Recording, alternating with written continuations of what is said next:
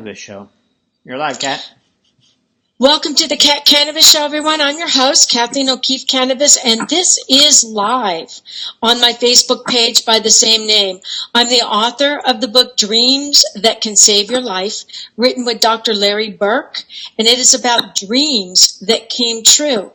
Our guest tonight is Dr. Jacob Israel Liberman, and he's going to be talking about how your eyes are the windows to your soul and why light is the key to optimal health. Welcome to the show, Dr. Jacob Israel Liberman. It's great to be here with you today. Thank you for inviting me on. So, Doctor, tell us about your journey and how it began early in your career. I basically began as an optometrist and vision scientist in the early 70s. Mm-hmm. And I was sort of astounded when I went into practice and realized that everyone's eyes were getting worse from year to year. And I realized that vision deterioration was the biggest health epidemic in the world, even though hardly anyone was born needing glasses to begin with. And so I began doing some work with myself because I'd been wearing glasses at the time for 9 years and couldn't see without them. So without my glasses, I saw the big E on the eye chart. I needed them to draw it and see the chart when I examined my patients and so on. So I started doing things like reducing the prescription in my glasses rather than increasing it, doing some vision training exercises, taking off my glasses when I didn't wear them. And there was some improvement in my vision, but then in 1976, I had a profound miraculous shift that happened instantaneously while I was in the midst of meditating. I had been meditating since 1971.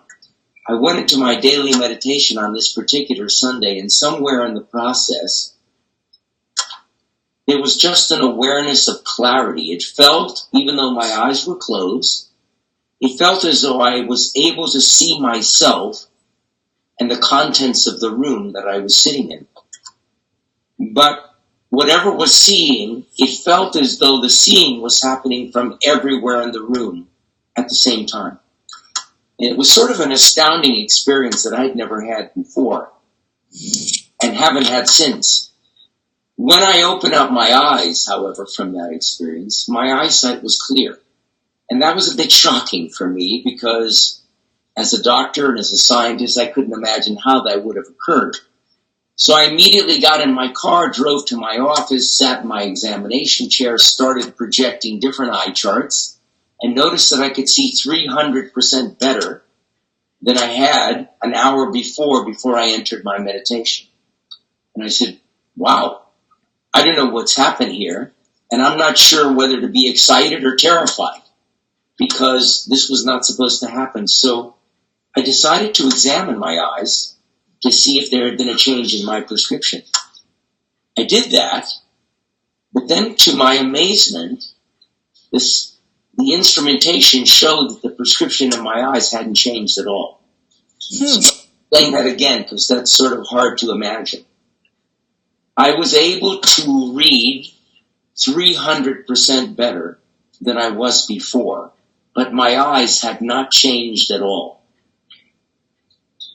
The only thing that one could conclude from such an experience is that we do not see from the eyes alone, that there's some other mechanism within us that is noticing or perceiving this world that we live in. Now, if that would have happened for just a minute, it would have been pretty amazing. But that change has remained for 42 years.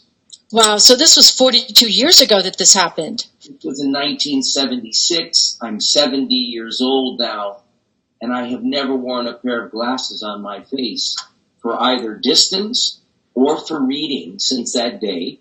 I passed all my driver's tests. None of my eye doctors can understand what's happening because my eyesight is significantly better than what you would expect from someone with my prescription. So the takeaway for this, and that what was profound about it, is that one, it occurred with no effort, no work, no thinking ahead. It literally occurred all by itself. And in some way or another, it brought me back to seeing in a way I must have seen as a child.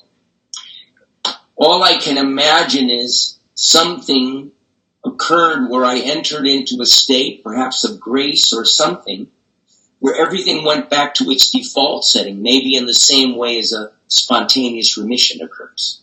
So that set me on an entire journey that brings me to today. Oh, that's an amazing story. So you're talking about, I noticed here you're talking about almost your third eye, which a lot of people when they're dreaming and they see in their dream a room that's not the room that they're in, but at a later date they walk into that same room. So their third eye was seeing the room that they saw in the dream. Your third eye was looking at the room that you were in. So talk a little bit about this third eye, because we all have it. Well, I'm not going to put a name on it because I'm not sure it has a name. But what I've come to realize is this. There is something within us that is seeing everything all the time. It is aware of all the physical sensations we have. It is aware of what seems to be appearing in the external world. It is also simultaneously aware of all the activity that's going on in what we call the mind. There is something that always knows when there's chatter in the mind. Whether you call it thinking or worrying or it doesn't make any difference, there's something aware of that.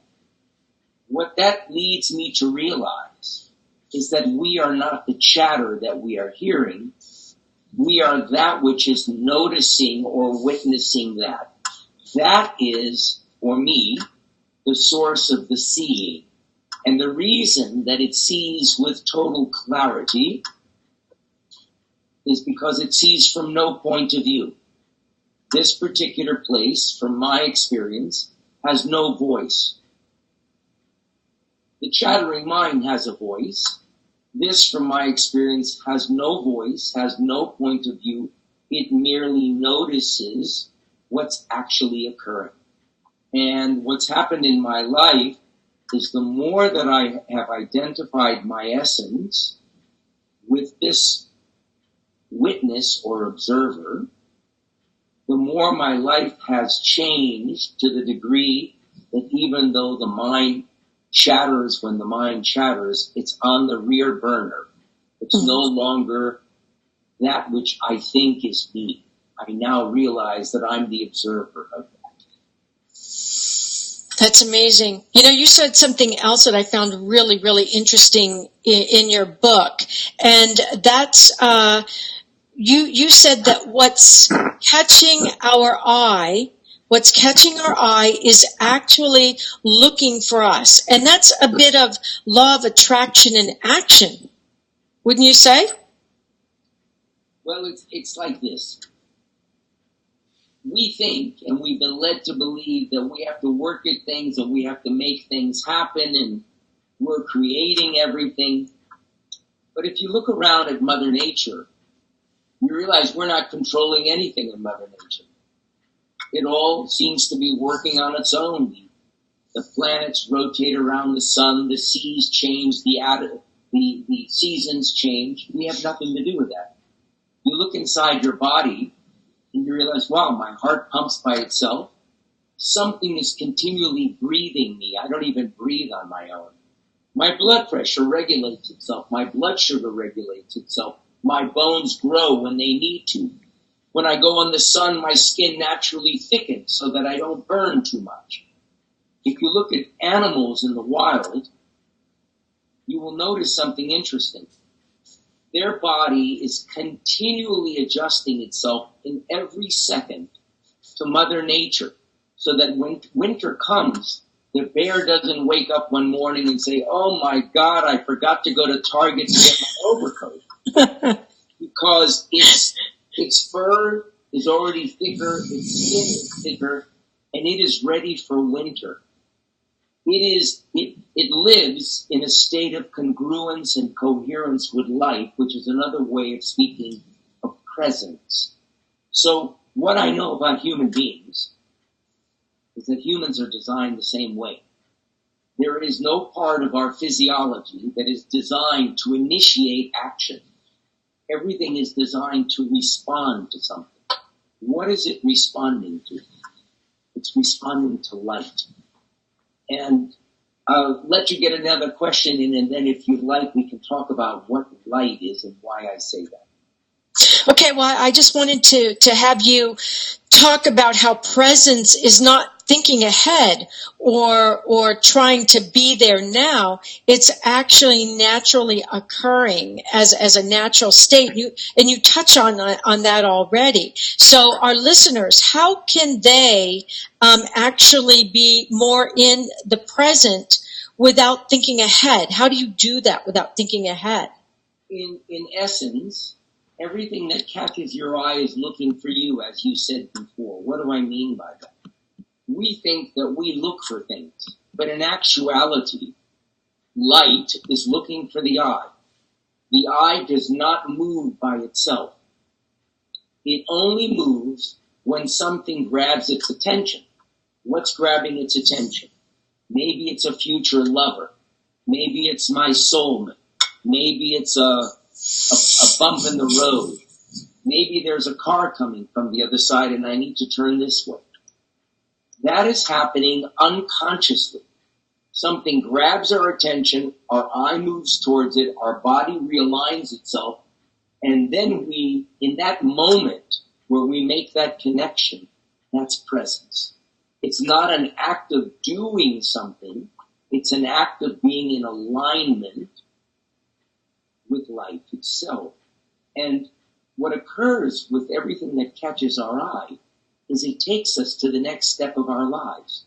So if one is a sensitive, they say, oh, I'm clairvoyant or I'm psychic or I have a really good intuition or instinct. Those words all mean the same thing.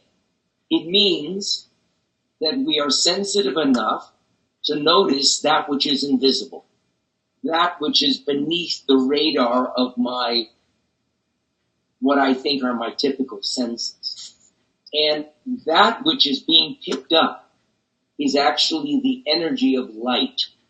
Except most people have no idea what I'm talking about there, because people think they look out the window and it's bright, so I'm seeing light, but we cannot see light. Light is the fundamental energy from where all of life emerges. That's according to a physicist. If you speak to someone about consciousness, they'll say the light of consciousness. If you speak to a religious person, they'll say, oh, the Bible says that God is light. What's interesting is whether you're speaking about the spiritual light or what people think is a physical light, they're actually exactly the same thing. And what I'm speaking about is not some philosophical idea. I'm talking about scientific fact. Every cell of our body, including all the cells in our eyes, have eyes that are designed to detect and respond to the invisible energy called light before it is rendered into form, into the world that we see. And that continual guidance causes every cell in the body to continually orchestrate its internal function and synchronize itself with Mother Nature. Why do we want to do that? Because when we're in harmony with life, we're in a state of optimal wellness. I love that. So do you have your book with you? Can you hold your book up so our audience can see it with you? Tilt it down just a little bit. There. Because the light was bouncing off your book. So how can we find your book?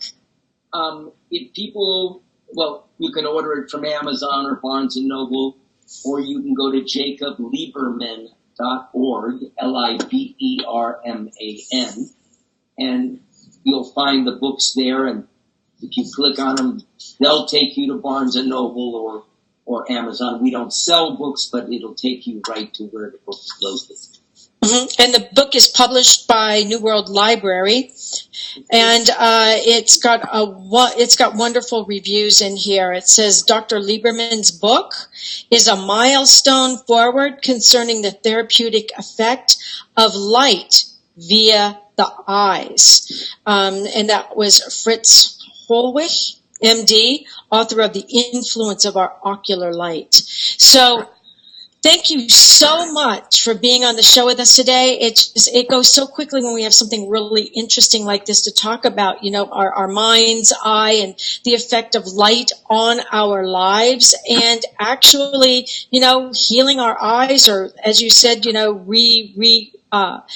going back to that area of perfection when we were a child, and tapping into that now. So again, thank you so much for being on the show with us. Everybody, audience, tune in next Tuesday, same time, same place, for more great authors and more great guests. You're welcome. Good night, everyone.